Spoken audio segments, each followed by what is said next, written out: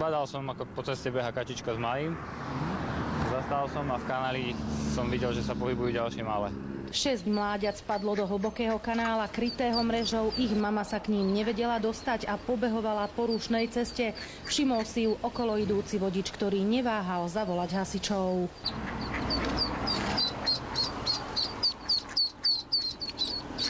Za mamičkou. Moje, aké si rýchle. Zlaté to je. Upozorňovali odstavenými blikajúcimi autami okolo idúcich vodičov na to, že sa na ceste niečo deje, aby spomalili.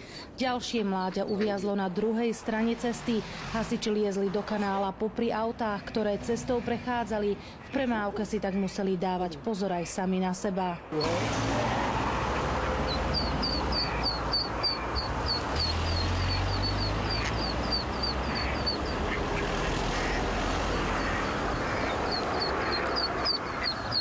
Behala určite aj s malým.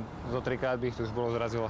Kačacia rodina prešla z Hrona cez 2 dvojprúdovky plné aut. Hasiči ich naložili do vaku a odviezli späť k vode.